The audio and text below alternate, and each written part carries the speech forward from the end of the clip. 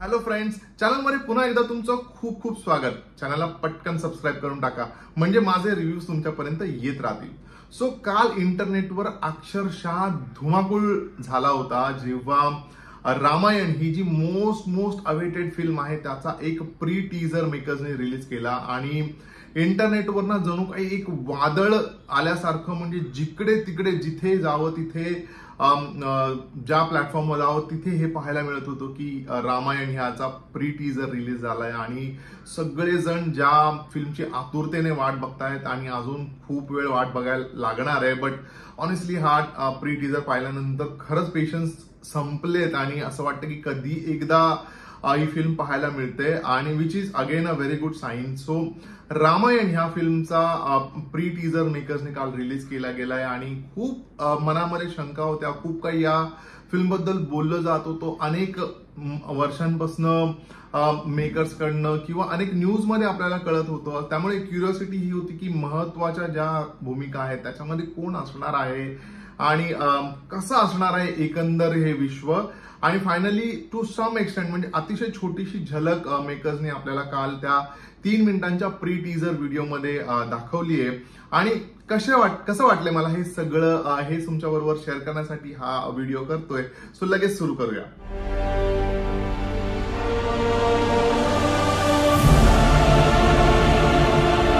So आपल्याला सगळ्यांनाच माहितीये की आदिपुरुषचा जेव्हा ट्रेलर रिलीज केला गेला होता त्याच्यानंतर त्याला केवढं क्रिटिसिझम मिळाला होता आणि त्याचं कारणही तसंच होतं. सी वी ऑल इंडियन्स म्हणजे आपण सगळे भारतीय रामायण म्हणा किंवा महाभारत म्हणा ह्या सगळ्यांशी ना खूप इमोशनली अटॅच्ड आहोत आणि त्यामुळेच त्याच्याशी जराही रिस्क घेणं किंवा काहीतरी वेगळंच दाखवायचा प्रयत्न करणं हे आपल्याला ऍज अ ऑडियन्स, बिकॉज आपण त्याच्याशी खूप स्ट्रॉंगली इमोशनली रिलेटेड आहोत, कनेक्टेड आहोत, आपल्याला ते आवडत नाही आणि which is a very very fair thing. आणि त्यामुळेच कुठेतरी ना मला भीती देखील वाटत होती की याचा जेव्हा म्हणजे हे न्यूजमध्ये होतच की 3 जुलैला एक छोटासा व्हिडिओ किंवा एक छोटीशी झलक दाखवणार आहेत. आपण हेही व्हिडिओ पाहिले होते की याचं शूटिंग आता रॅपअप झालंय आणि आता पोस्ट प्रोडक्शन सुरू होणार आहे. त्यामुळे ना नक्की एक्झॅक्टली काय येतंय समोर आणि त्याच्यानंतर ती भीती होतीच. म्हणजे कुठेतरी अजून आपण त्यातनं बाहेर नाही आलेलो आदिपुरुष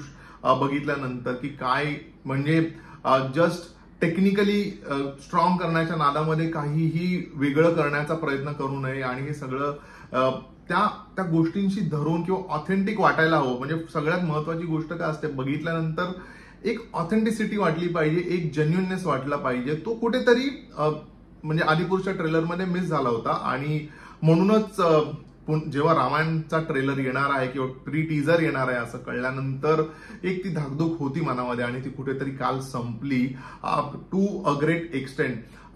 आणि जेव्हा तो लुक समोर आला ना, खरं तर जे ते ग्राफिक्स आलेत ना बॉस, अतिशय उत्तम दर्जाचे, अतिशय इंटरनॅशनल दर्जाचे ते ग्राफिक्स आहेत.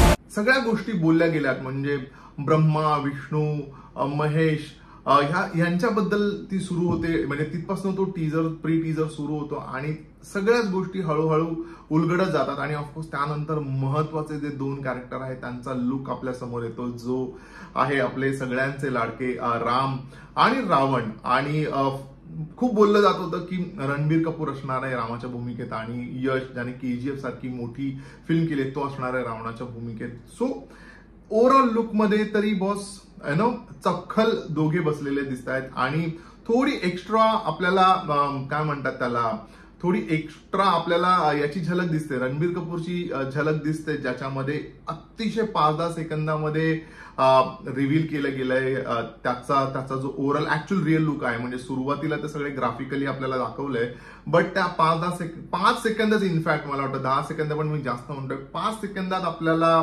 रिव्हील केलं गेलंय की राम आपल्यासमोर कशा पद्धतीने रणबीर कपूर साकारणार आहे. आणि ट्रस्ट मी, तेवढे 5 सेकंद खरंच पुरे होते टू से की बॉस याने ही भूमिका ना अतिशय चपखलपणे केली असेल आणि मला तो कॉन्फिडन्स एवढ्या ह्या 5-10 सेकंदातनच आलाय. ऍट द सेम टाइम यश सुद्धा त्याच्या रावणाच्या रोलमध्ये किंवा त्या लुकमध्ये आता तरी ग्राफिक्स मध्ये चांगला दिसलाय. अदरवाईज त्याला पूर्ण तसं रिव्हील नाही केलं गेलंय. म्हणजे एक छोट्याशा एका क्लिपमध्ये त्याचा फक्त अतिशय पार्शल पोर्शन चेहऱ्याचा दिसतोय आणि त्यामुळे आपण आता गेस नाही करू शकत की त्याचा तो लुक जेव्हा आपल्या ऍक्च्युअल आता पुढे जसं मेकर्स काही काही व्हिडिओ टाकतच राहतील त्याच्यातनं आपल्या समोर येईलच, एक एक कॅरेक्टर इंट्रोड्यूस करतील, त्यामुळे आपल्याला पुढे जाऊन कळेल. बट ओव्हरऑल बघताना ना एक चांगली खूप स्ट्रॉंग चांगली वाईब आली हे मी म्हणू शकतो या प्री टीजर मधनं.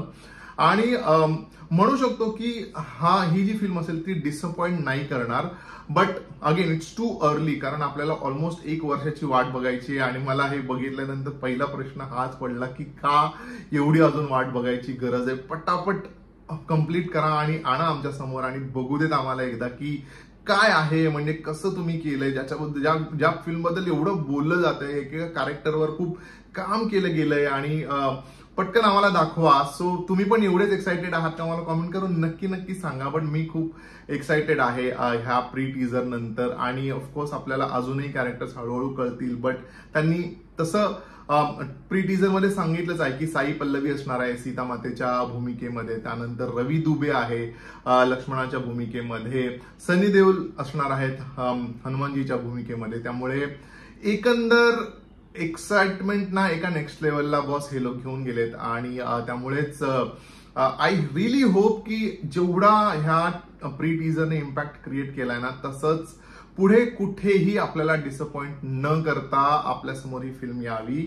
त्यासाठी ऑफकोर्स ऑलमोस्ट 1 वर्षाची वाट पाहायची आपल्याला फर्स्ट पार्ट बघायला आणि त्यानंतर त्याचा दुसरा पार्ट. सो 2 पार्टमध्ये ही फिल्म असणार आहे. 2026 दिवाळी 2026 आणि दिवाळी 2027 असं दोन्ही दिवाळीच्या पिरियडमध्ये आपल्याला ह्या दोन्ही फिल्म पाहायला मिळणार आहे. आणखीन एक महत्वाचा फॅक्टर ह्या फिल्म मधला असणार आहे तो म्हणजे बॉस हॅन्स झिमर आणि AR रहमान एकत्र येऊन ह्या फिल्मचं बॅकग्राऊंड स्कोर आणि म्युझिक करणार आहेत. याच्यापेक्षा चांगली गोष्ट असू शकत नाही. म्हणजे हॅन्स झिमर सारखा माणूस ज्याने ऑलरेडी एवढ्या मोठ्या मोठ्या फिल्म केल्या, लाईक इंटरस्टेलर म्हणा किंवा नुकतीच रिलीज झालेली F1 ब्रॅड पिटने केलेली, त्यामुळे हा माणूस याला बघितल्यानंतर हे कोलॅबरेशन बघून ना एक वेगळा झटका बसला ऑनेस्टली. आणि खूप अतिशय चांगलं देखील वाटलं, कारण लगेच बघा 3 मिनिटांच्या प्री टीजर मध्येच आपल्याला कळतं की केवढं ग्रँजर म्युझिक असणार आहे. ओके, आणि त्यामुळेच एक वेगळ्या दर्जावर नेऊन ठेवतील ह्या फिल्मचं बॅकग्राऊंड स्कोर आणि म्युझिक. हे देखील मला प्रचंड कॉन्फिडन्स आला जेव्हा हे कोलॅबरेशन बघितल्यानंतर.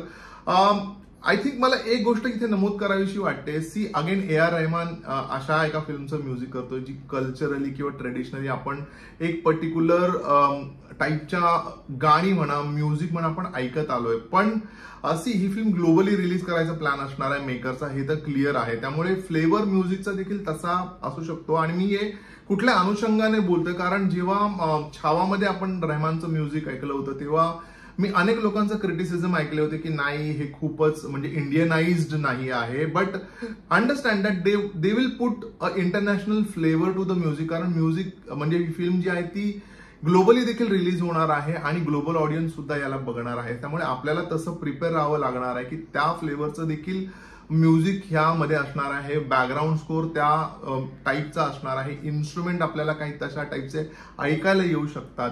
पण आपल्याला स्वतःला तसं प्रिपेअर करावं लागेल तरच आपल्याला ती अख्खी जर्नी अख्खी फिल्म एन्जॉय करता येईल. त्यामुळे कुठेही हेजिटेशन न ठेवता की रहमान करतोय किंवा आता ऑलरेडी एक इंटरनॅशनल माणूस ज्याने अनेक मोठ्या मोठ्या फिल्म केल्या तो अटॅच्ड आहे. त्यामुळे ते त्यांचं फ्लेवर आणतात. At the same time of course फिल्मची ऑथेंटिसिटीही लक्षात ठेवतात. बट त्यांना त्याच्याबद्दल इन डेप्थ नॉलेज असल्यामुळे मला वाटतं ते त्यांच्या परीने त्याला एका वेगळा टच देण्याचा प्रयत्न करतात. सो माझी एक ती विनंती असेल सगळ्या ऑडियन्सना की आपण स्वतः तसं प्रिपेअर राहायला हवं की अशा टाईपचं फ्लेवर अशा टाईपचं म्युझिक आपल्याला ऐकायला मिळणार आहे. बट बॉस मजा येणार आहे ओव्हरऑल आणि आय एम व्हेरी एक्साइटेड. आणि पुन्हा म्हणतो की मला आता ते राहत नाहीये, कधी एकदा फिल्म पडद्यावर बघतोय असं मला झालंय. सो तुम्ही हा प्री टीजर पाहिलाय काय, पाहिला नसेल तर लगेच जाऊन पहा, वेळ वाया घालवू नका. आणि कसा वाटलाय मला कॉमेंट करून नक्की सांगा.